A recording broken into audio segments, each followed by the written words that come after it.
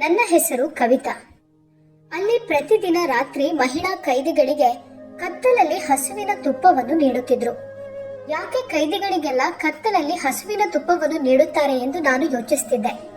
ಇದು ಒಂದು ಚಿಂತಿಸಬೇಕಾದ ವಿಷಯವಾಗಿದ್ದು ಮತ್ತು ಇದರ ರಹಸ್ಯವನ್ನು ತಿಳಿದ್ರೆ ನಿಮ್ಮ ಎದೆ ಬಡಿತ ನಿಂತು ಹೋಗಬಹುದು.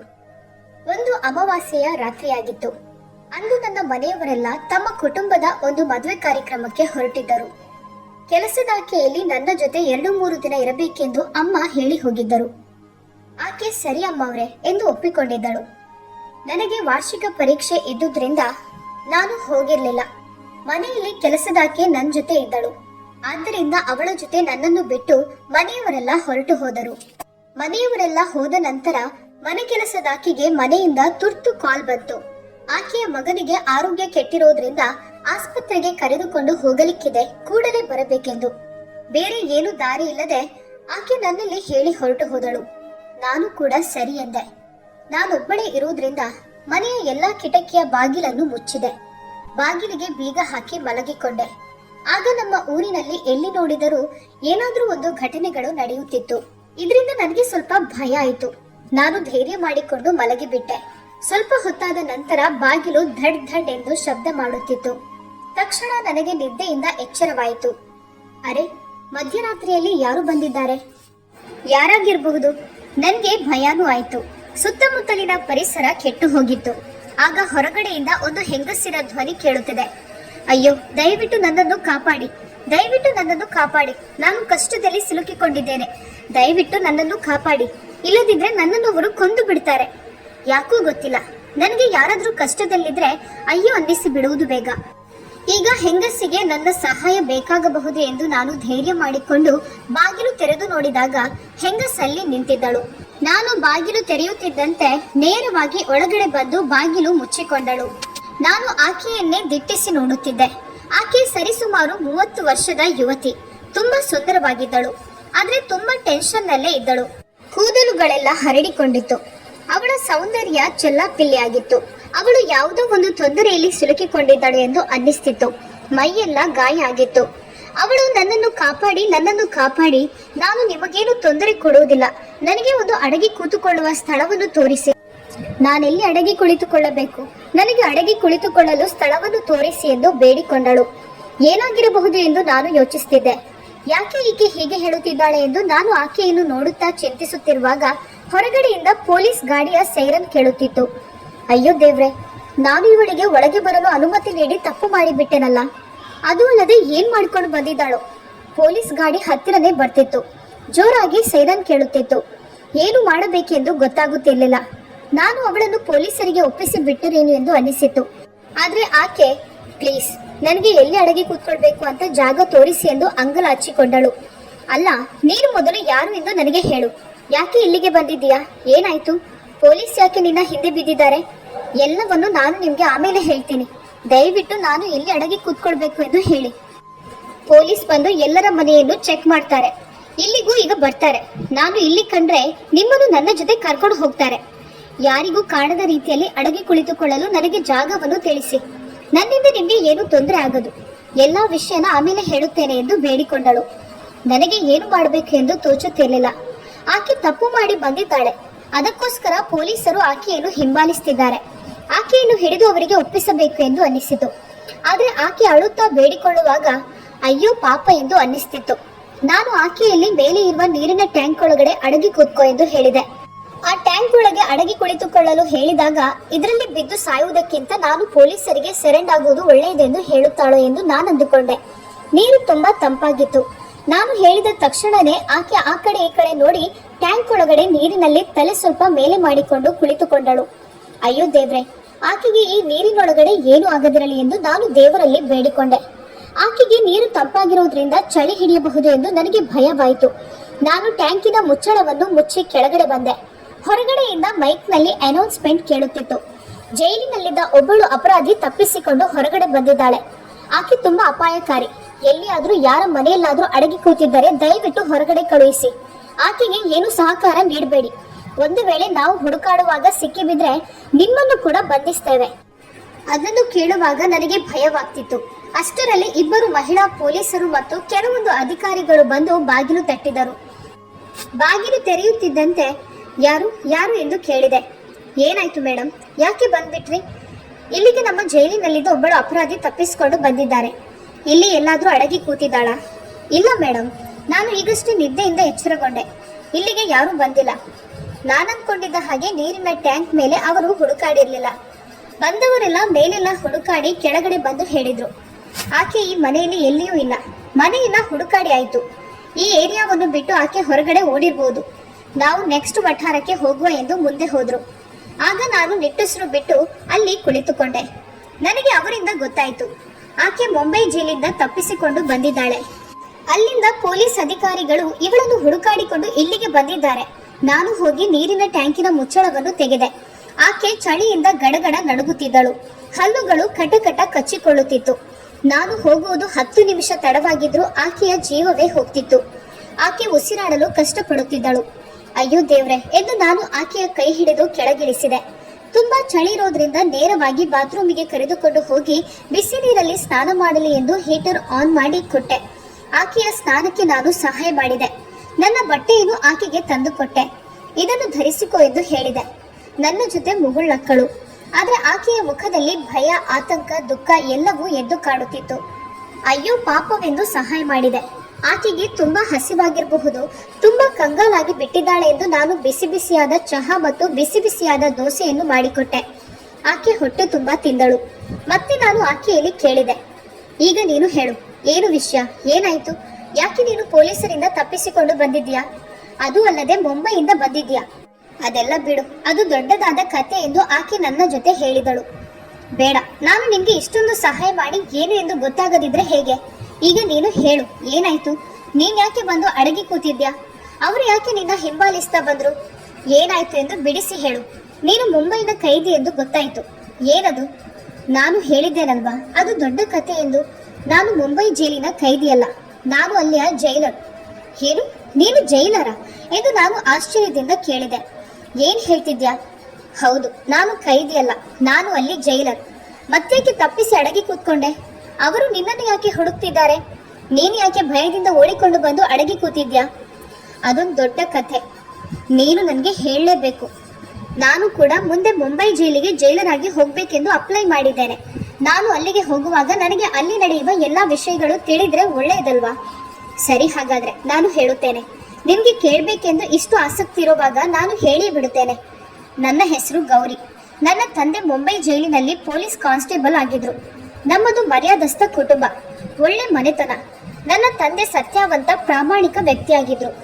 ಇದುವರೆಗೆ ಅವರು ಯಾರಿಂದಲೂ 1 ರೂಪಾಯಿ ಲಂಚವನ್ನು ತೆಗೆದುಕೊಂಡಿರಲಿಲ್ಲ. ಪ್ರಾಮಾಣಿಕತೆ ಎಂದು ಸತ್ಯ ಮಾರ್ಗದಲ್ಲಿ ನಡೆಯುತ್ತಿದ್ರು. ಯಾರೊಬ್ಬರಿಗೂ ಅನ್ಯಾಯ ಮಾಡಿದವರಲ್ಲ. ನನ್ನ ಅಪ್ಪ ಹೇಳುತ್ತಿದ್ರು, ನಾವು ಒಳ್ಳೆಯ ಮನಸ್ಸಿನಿಂದ ಇದ್ರೆ ನಮ್ಗೆ ಯಾರು ಏನು ಮಾಡಲಾರರು. ಏನೇ ಮಾಡೋದಾದ್ರೂ ಪ್ರಾಮಾಣಿಕತೆಯನ್ನು ನಾವು ಮರೆಯಬಾರ್ದು. ನಾವು ಯಾವುದೇ ಕೆಲಸಕ್ಕೆ ಹೋದ್ರೂ ಸಂಬಳ ಕಡಿಮೆ ಇರಲಿ ಹೆಚ್ಚು ಇರಲಿ, ಮಾಡುವ ಕೆಲಸದಲ್ಲಿ ಪ್ರಾಮಾಣಿಕತೆ ಇರಬೇಕು. ಕಷ್ಟಪಟ್ಟು ದುಡಿಯಬೇಕು. ಕೆಟ್ಟ ದಾರಿಯಿಂದ ಸಂಪಾದಿಸಿದ ಹಣದಿಂದ ನಮ್ಗೆ ಒಳ್ಳೆಯದಾಗುವುದಿಲ್ಲ. ಐಷಾರಾಮಿ ಜೀವನ ಹೇಗೂ ಮಾಡಬಹುದು. ಪ್ರಾಮಾಣಿಕತೆ ಅನ್ನುವುದು ಹಣ ಕೊಟ್ಟರೂ ಸಿಗದು. ನಾನು ನನ್ನ ಅಪ್ಪನ ಮುದ್ದಿನ ಮಗಳು. ನನ್ನ ಅಪ್ಪ ಅಮ್ಮನಿಗೆ 4 ಮಕ್ಕಳು, 2 ಗಂಡು 2 ಹೆಣ್ಣು. ಅದರಲ್ಲಿ ನಾನಂದ್ರೆ ಸ್ವಲ್ಪ ಮುದ್ದು ಜಾಸ್ತಿ. ನನ್ನ ಅಪ್ಪ ತುಂಬಾ ನಿಯತ್ತಾಗಿ ಕೆಲಸ ಮಾಡ್ತಾ ಇರೋದ್ರಿಂದ ನಾವು ಸರಳ ಜೀವನವನ್ನೇ ಮಾಡುತ್ತಿದ್ದೆವು. ಯಾವಾಗ ನೋಡಿದ್ರೂ ಒಣ ರೊಟ್ಟಿಯನ್ನೇ ತಿನ್ನುತ್ತಿದ್ದೆವು. ಒಂದು ದೀಪಾವಳಿಗೂ ಸರಿಯಾದ ಊಟವನ್ನು ಮಾಡಿರ್ಲಿಲ್ಲ. ಅಪ್ಪ ದುಡಿದಿದ್ರಲ್ಲಿ ಜೀವನ ಹೇಗೋ ಮುಂದೆ ಹೋಗ್ತಾ ಇತ್ತು. ಆದ್ರೆ ಒಂದು ಹೆಚ್ಚು ಬೇಕು ಎಂದು ಕೇಳಿದ್ರೆ ಅಲ್ಲಿ ಇರುತ್ತಿರ್ಲಿಲ್ಲ. ಅಪ್ಪ ಹೇಳ್ತಾ ಇದ್ರು, ನಾವು ಇದ್ದುದ್ರಲ್ಲಿ ತೃಪ್ತಿ ಪಡುವ ಎಂದು. ನಾನು ಒಂದೊಂದ್ ಸಲ ಅಪ್ಪನಲ್ಲಿ ಹೇಳ್ತಿದ್ದೆ, ಅಪ್ಪ ನಿನ್ನ ಗೆಳೆಯರನ್ನು ನೋಡು, ಅವರನ್ನು ನೋಡಿ ಕಲಿ. ನಿನ್ನ ಹಾಗೆ ಅವರು ಕೂಡ ಪೊಲೀಸ್ ಕಾನ್ಸ್ಟೇಬಲ್ ಆಗಿ ಕೆಲಸ ಮಾಡುತ್ತಿದ್ದವರು. ಈಗ ದೊಡ್ಡ ದೊಡ್ಡ ಮನೆಗಳನ್ನು ಕಟ್ಟಿದ್ದಾರೆ, ಕಾರು ಬಂಗ್ಲೆಗಳಲ್ಲಿ ಜೀವಿಸ್ತಿದ್ದಾರೆ. ಎಷ್ಟು ಐಷಾರಾಮಿ ಜೀವನವನ್ನು ಮಾಡ್ತಿದ್ದಾರೆ. ತನ್ನ ಹೆಂಡತಿ ಮಕ್ಕಳನ್ನು 5 ಸ್ಟಾರ್ ಹೋಟೆಲ್ಗೆ ಕರೆದುಕೊಂಡು ಹೋಗಿ ತಿಂತಿದ್ದಾರೆ. ನಿನ್ನಿಂದ ಯಾಕೆ ಇದೆಲ್ಲ ಆಗುವುದಿಲ್ಲ ಎಂದು ಕೇಳುತ್ತಿದ್ದೆ. ಆಗ ನನ್ನ ಅಪ್ಪ, ಅಮ್ಮ ನನ್ಗೆ ಅಂತಹ ಜೀವನ ಬೇಡ. ನಾನು ದುಡಿದಿದ್ದಕ್ಕೆ ಸಿಕ್ಕ ಪ್ರತಿಫಲದಿಂದ ನಾನು ನನ್ನ ಕುಟುಂಬವನ್ನು ನೋಡಿಕೊಳ್ಳುತ್ತೇನೆ. ಹಾಗೆ ಹಣ ಮಾಡೋದಾದ್ರೆ ಹೇಗೆ ಬೇಕಾದ್ರೂ ಮಾಡಬಹುದು. ನೋಡಪ್ಪ, ಅವರ ಮಕ್ಕಳು ದೊಡ್ಡ ದೊಡ್ಡ ಸ್ಟ್ಯಾಂಡರ್ಡ್ ಸ್ಕೂಲಿಗೆ ಸೇರಿಸಿದ್ದಾರೆ. ಮುಂದೆ ಅವರು ಡಾಕ್ಟರ್, ಇಂಜಿನಿಯರ್ಸ್ ಆಗ್ತಾರೆ. ಅದು ನಮಗೆ ಸಾಧ್ಯನಾ? ನಾವು ಈ ಸರ್ಕಾರಿ ಶಾಲೆಯಲ್ಲಿ ಕಲಿತು, ಅದು ಕನ್ನಡ ಮೀಡಿಯಂ ಅಲ್ಲಿ ಕಲಿತು ಕ್ಲರ್ಕ್ ಅಥವಾ ಕೆಲವೊಂದು ಸಣ್ಣ ಪುಟ್ಟ ಕೆಲಸಗಳು ಸಿಗ್ಬಹುದು ಅಷ್ಟೇ. ಇಲ್ಲಮ್ಮ, ಹಣ ಇದ್ದ ತಕ್ಷಣ ದೊಡ್ಡ ದೊಡ್ಡ ಸ್ಕೂಲಿಗೆ ಹೋದ ತಕ್ಷಣ ಆತ ಡಾಕ್ಟರ್ ಇಂಜಿನಿಯರ್ ಆಗ್ಬೇಕು ಅಂತ ಏನೂ ಇಲ್ಲ. ಎಲ್ಲವೂ ಮಕ್ಕಳ ಕಲಿಕೆಯಲ್ಲಿರೋದು. ನಮ್ಮಲ್ಲಿ ಪ್ರಯತ್ನ ಬೇಕಷ್ಟೇ. ಹಾಗಾದ್ರೆ ನಾನು ಜೈಲರ್ ಆಗಬಹುದಾ ಎಂದು ತಮಾಷೆಯಾಗಿ ನಾನು ಕೇಳಿಬಿಟ್ಟೆ. ಯಾಕೆ ಆಗ್ಬಾರ್ದು ಮಗಳೇ, ನೀನು ಕಷ್ಟಪಟ್ಟು ಶ್ರಮವನ್ನು ವಹಿಸಿ ಚೆನ್ನಾಗಿ ಓದಿ ಉತ್ತಮ ಅಂಕಗಳನ್ನು ಪಡೆದು ಪಾಸ್ ಆಗು. ನೀನು ಖಂಡಿತ ಜೈಲರ್ ಆಗ್ತೀಯ. ಅಪ್ಪ ನಿಜನಾ? ನಿಜ ಮಗಳೇ, ನಾನು ಹೇಳಿದ್ದನ್ನು ಮಾಡು ನೀನು. ನನಗೆ ಅಪ್ಪ ಹೇಳಿದ್ದು ನಿಜ ಎಂದು ಅನಿಸಿತು. ರಾತ್ರಿ ಹಗಲು ಕಷ್ಟಪಟ್ಟು ಓದುತ್ತಿದ್ದೆ. ಚೆನ್ನಾಗಿ ಓದಿ ಒಳ್ಳೆ ಅಂಕಗಳನ್ನು ಪಡೆಯುತ್ತಿದ್ದೆ. ಹಾಗೆ ಒಳ್ಳೆ ಅಂಕದೊಂದಿಗೆ ನಾನು ಡಿಗ್ರಿ ಪಾಸ್ ಮಾಡಿದೆ. ನಾನು ಮನೆಯಲ್ಲಿ ಹೇಳುತ್ತಲೇ ಇದ್ದೆ, ನಾನು ಜೈಲರ್ ಆಗ್ತೀನಿ, ನಾನು ಜೈಲರ್ ಆಗ್ತೀನಿ ಎಂದು. ನನ್ನ ಅಪ್ಪನಿಗೆ ರಿಟೈರ್ಡ್ ಆಗಿತ್ತು. ಅವರ ಕೆಲಸ ನನ್ನ ಅಣ್ಣನಿಗೆ ಸಿಕ್ಕಿತು. ಒಂದು ದಿನ ಅಪ್ಪ ಕರೆದು, ಮಗಳೇ, ಜೈಲರ್ ಎಕ್ಸಾಮ್ ನಡೆಯಲಿದೆ, ನೀನು ಅಪ್ಲೈ ಮಾಡು ಎಂದರು. ಅಪ್ಲೈ ಮಾಡಿದೆ. ಆ ಪರೀಕ್ಷೆಯನ್ನು ಬರೆದು ನಾನು ಪಾಸ್ ಆದೆ. ನನ್ನನ್ನು ಒಂದು ದಿನ ಇಂಟರ್ವ್ಯೂಗೆ ಕರೆದರು. ಅಲ್ಲಿ ಕೂಡ ನಾನು ಸೆಲೆಕ್ಟ್ ಆದೆ. ಮುಂದಿನ 1ನೇ ತಾರೀಕಿಗೆ ನನಗೆ ಡ್ಯೂಟಿಗೆ ಸೇರ್ಬೇಕೆಂದು ಹೇಳಿದ್ರು. ಕೆಲಸಕ್ಕೆ ಸೇರುವ ಮೊದಲು ನನ್ನಪ್ಪ ಒಂದು ಮಾತನ್ನು ನನಗೆ ಹೇಳಿದ್ರು, ಮಗಳೇ, ನಿನ್ನ ಕೆಲಸ ತುಂಬಾ ಕಷ್ಟ ಇರುತ್ತದೆ, ನೀನು ಸ್ವಲ್ಪ ಮುಂಜಾಗ್ರತೆಯಾಗಿ ಇರಬೇಕು. ನಾವು ಹಾಳಾಗ್ಬೇಕಿದ್ರೆ ತುಂಬಾ ಸಮಯ ಬೇಕಿಲ್ಲ, ಒಳ್ಳೆಯವರು ಆಗ್ಬೇಕಾದ್ರೆ ಸಮಯ ಹೆಚ್ಚು ಬೇಕಾಗುತ್ತದೆ. ಅಲ್ಲಿ ಹಲವಾರು ಅಕ್ರಮಗಳು ನಡೆಯುತ್ತೆ. ನೀನು ನಿನ್ನ ಕರ್ತವ್ಯವನ್ನು ನಿಷ್ಠೆಯಿಂದ ಪ್ರಾಮಾಣಿಕವಾಗಿ ಮಾಡು, ಯಾರಿಗೂ ಭಯಪಡಬೇಡ. ನೀನು ಜೈಲರ್ ಆಗ್ಬೇಕಾದ್ರೆ ಒಂದೊಂದು ಸ್ಟೆಪ್ ಅನ್ನು ಹತ್ತಿ ಹೇಗೆ ಮೇಲೆ ಬಂದಿದ್ಯಾ ಎಂದು ನಿನಗೆ ಗೊತ್ತಿದೆ ಅಲ್ವಾ? ಆದ್ರೆ ಕೆಳಗಡೆ ಬರ್ಬೇಕಾದ್ರೆ ಅಷ್ಟು ಕಷ್ಟ ಇಲ್ಲ. ಜಾರು ಬಂಡಿಯಲ್ಲಿ ಇಳಿದಾಗ ಸರಳವಾಗಿ ಜಾಡ್ತಾರೆ. ಜೀವನ ಅಂದ್ರೆ ಇಷ್ಟೇನೆ. ನಾವು ಜಾಗೃತರಾಗಿರ್ಬೇಕು. ನಮ್ಮ ಮರ್ಯಾದೆ ಹೇಗೆ ಕಾಪಾಡಿಕೊಳ್ಳಬೇಕು ಎಂದು ನನ್ನ ಅಪ್ಪ ನನಗೆ ಬುದ್ಧಿ ಹೇಳಿ ನನಗೆ ಆಶೀರ್ವಾದ ನೀಡಿ ನನ್ನನ್ನು ಕಳುಹಿಸಿದ್ರು. ಬೆಳಗಿನ ಡ್ಯೂಟಿಗೆ ನಾನು ಜಾಯಿನ್ ಆದೆ. ಹೊಸದಾದ ವಾತಾವರಣ, ಏನು ಎತ್ತ ಎಂದು ನನಗೇನು ಗೊತ್ತಿರಲಿಲ್ಲ. ಎಲ್ಲರೂ ಮಹಿಳಾ ಕೈದಿಗಳು. ಒಬ್ಬೊಬ್ಬರು ಒಂದೊಂದು ಕೇಸ್ ಮೂಲಕ ಬಂದಿಯಾಗಿದ್ರು. ಅಲ್ಲಿ ಬೇರೆ ಬೇರೆ ಗ್ರೂಪ್ಗಳನ್ನು ನಾನು ನೋಡಿದೆ. ದೊಡ್ಡ ದೊಡ್ಡ ಮರ್ಡರ್ ಮಾಡಿ ಬಂದವರನ್ನು ಒಂದೊಂದು ಸೆಲ್ಗಳಲ್ಲಿ ಹಾಕಲಾಗಿತ್ತು. ಒಂದು ಕಡೆ ಕೊಂದವರಾದ್ರೆ ಇನ್ನೊಂದು ಕಡೆ ಕದ್ದವರು. ಈ ರೀತಿ ಬೇರೆ ಬೇರೆ ಗುಂಪುಗಳಾಗಿ ಕೈದಿಗಳನ್ನು ವಿಂಗಡಿಸಲಾಗಿತ್ತು. ಅಲ್ಲಿ ಗ್ರೂಪಿಸಂ ಕೂಡ ನಡೆಯುತ್ತಿತ್ತು ಎಂದು ಗೊತ್ತಾಗ್ತಿರ್ಲಿಲ್ಲ. ನನಗೆ ಬೆಳಗಿನ ಡ್ಯೂಟಿಯನ್ನು ಕೊಟ್ಟಿದ್ದರು. ನೈಟ್ ಡ್ಯೂಟಿ ಬೇರೆ ಜೈಲರಿಗೆ ನೀಡಿದ್ದರು. ಹೆಚ್ಚಾಗಿ ಜೈಲರ್ಗಳು ಅವರ ಕೆಲಸಗಳನ್ನು ಬೇರೆಯವರ ಹತ್ತಿರ ಗದರಿಸಿ ಬೆದರಿಸಿ ಮಾಡಿಸುತ್ತಿದ್ರು. ನಾನು ಪ್ರೀತಿಯಿಂದ ಕೈದಿಗಳೊಂದಿಗೆ ಮಾತನಾಡುತ್ತಿದ್ದೆ. ನನ್ನನ್ನು ಅವರು ತುಂಬಾ ಇಷ್ಟಪಡುತ್ತಿದ್ರು. ಅವರಿಗೆ ಬೇರೆ ಬೇರೆ ರೀತಿಯ ಕೆಲಸಗಳನ್ನು ನೀಡಲಾಗಿತ್ತು. ಜೈಲಲ್ಲಿ ಬಂದಿಯಾಗುವುದೆಂದರೆ ಕೋಣೆ ಒಳಗೆ ಇರುವುದಲ್ಲ. ಅವರಿಗೆ ಬೇರೆ ಬೇರೆ ರೀತಿಯ ಕೆಲಸಗಳನ್ನು ಮಾಡಲಿರುತ್ತೆ. ಕೆಲವರು ಹೊಲಿಯುತ್ತಿದ್ದರು. ಅಂದ್ರೆ ಅವರು ಜೈಲಿಂದ ರಿಲೀಸ್ ಆಗಿ ಹೋದ ನಂತರ ಯಾವ ಕೆಲಸದಲ್ಲಿ ತೊಡಗಲು ಬಯಸುತ್ತಾರೋ ಅದಕ್ಕೆ ಅನುಗುಣವಾಗಿ ಕೆಲಸವನ್ನು ನೀಡುತ್ತಾರೆ. ಕೆಲವರು ಕಲಿಯುವಂತ ವಿದ್ಯಾರ್ಥಿಗಳು ಇರಬಹುದು. ಅವರಿಗೂ ಕಲಿಕೆಯಲ್ಲಿ ಸಹಾಯವಾಗುವಂತೆ ಓದುವ ಅವಕಾಶ ಮಾಡಿಕೊಡಲಾಗುತ್ತದೆ.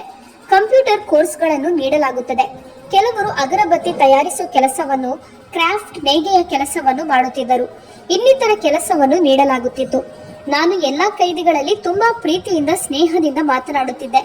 ಕೆಲವೊಂದು ಕೈದಿಗಳು ನನ್ನ ಮಾತಿಗೆ ಬಗ್ಗದಿದ್ದಾಗ ಗದರಿಸಿ ಬಗ್ಗಿಸುತ್ತಿದ್ದೆ. ನಾನು ಅಲ್ಲಿರುವ ಸಿಬ್ಬಂದಿಗಳಲ್ಲಿ ಹೇಳುತ್ತಿದ್ದೆ, ಇಲ್ಲಿ ಯಾರಿಗೂ ಕೂಡ ಹೊಡೆದು ಬಡಿದು ಕೈದಿಗಳೊಂದಿಗೆ ಕೆಟ್ಟದಾಗಿ ವರ್ತಿಸಬಾರದು. ನಾನು ಕೈದಿಗಳೊಂದಿಗೆ ಕುಳಿತು ಅವರ ಕಷ್ಟ ಸುಖಗಳನ್ನು ಅವರ ಜೊತೆ ಮಾತನಾಡುತ್ತಿದ್ದೆ. ಅವರು ಯಾಕೆ ಬಂದಿಯಾಗಿದ್ದಾರೆ, ಎಲ್ಲಿ ತಪ್ಪಾಗಿದ್ದು ಎಂದು ವಿಚಾರಿಸುತ್ತಿದ್ದೆ.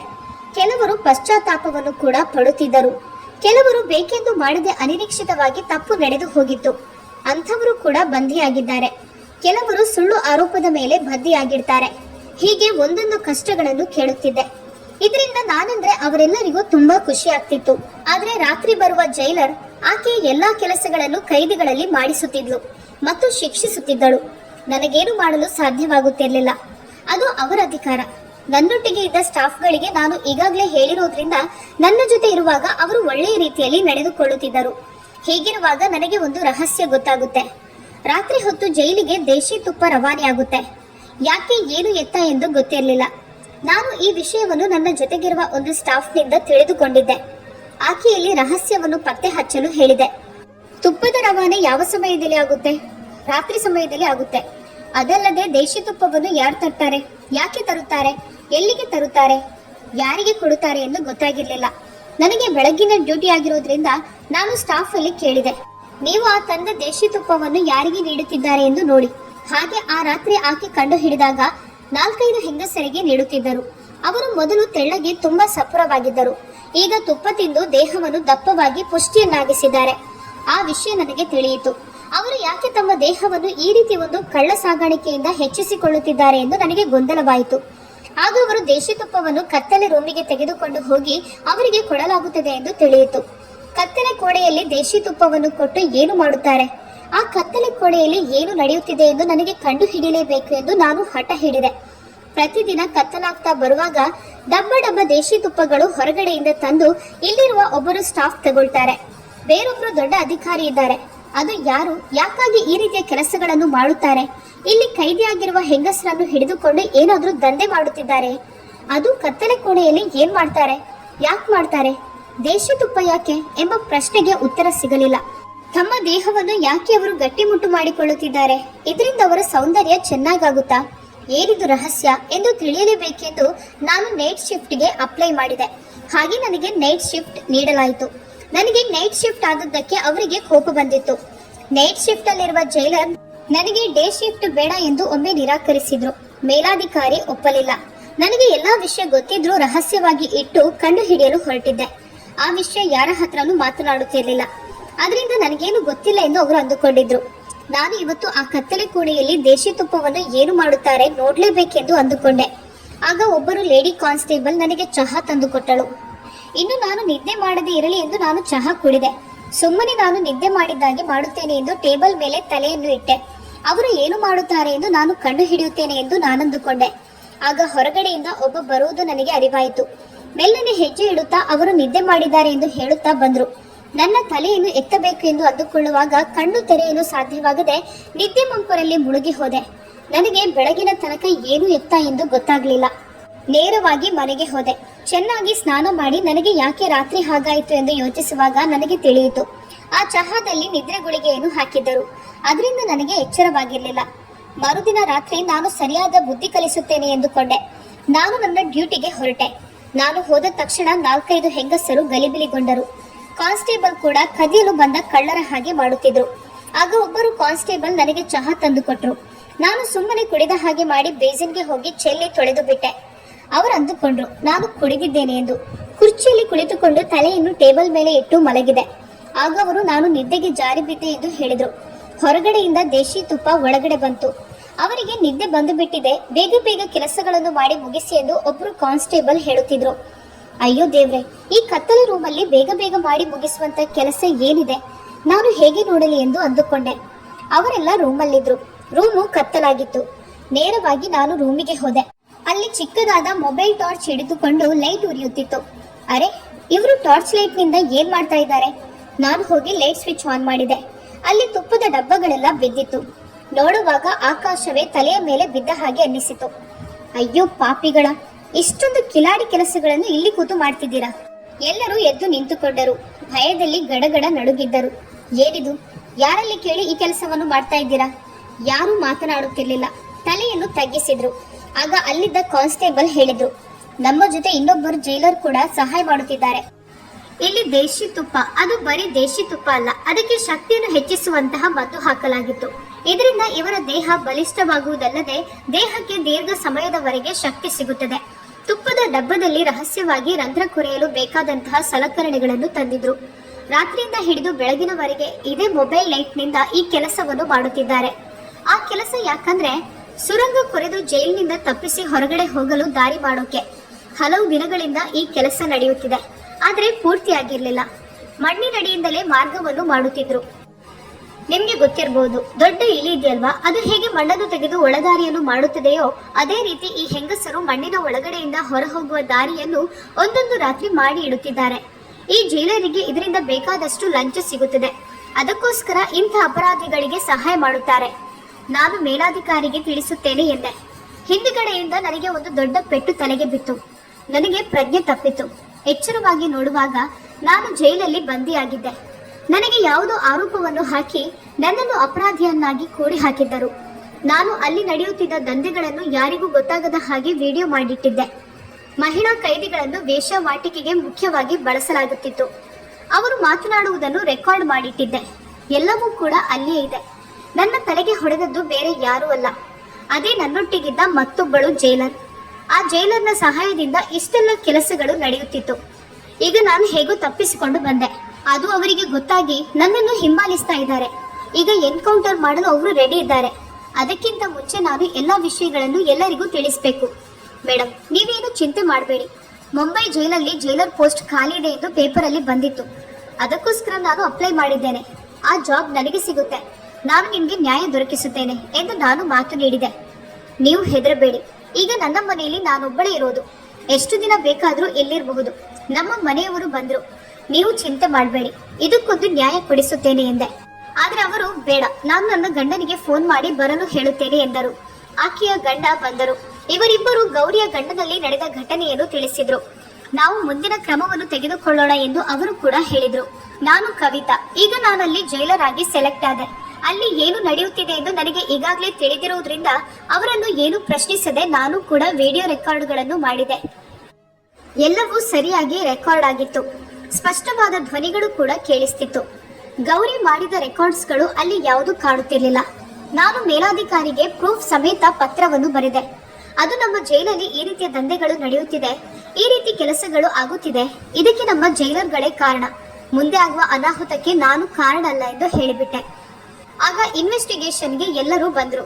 ಎಲ್ಲರ ಸಮ್ಮುಖದಲ್ಲಿ ಈ ವಿಡಿಯೋವನ್ನು ಪ್ಲೇ ಮಾಡಲಾಯಿತು. ಅದಕ್ಕೆ ಶಾಮೀಲಾಗಿದ್ದ ಜೈಲರ್ ಕಾನ್ಸ್ಟೇಬಲ್ಸ್ಗಳನ್ನೆಲ್ಲ ಅರೆಸ್ಟ್ ಮಾಡಲಾಯಿತು. ತಮ್ಮ ಕೆಲಸಗಳನ್ನು ಕಳೆದುಕೊಂಡರು. ಈಗ ಗೌರಿ ನಿರಪರಾಧಿ ಎಂದು ಸಾಬೀತಾಗಿ ಆಕೆಗೆ ಪುನಃ ಜೈಲರ್ ಪದವಿ ಸಿಕ್ಕಿತು.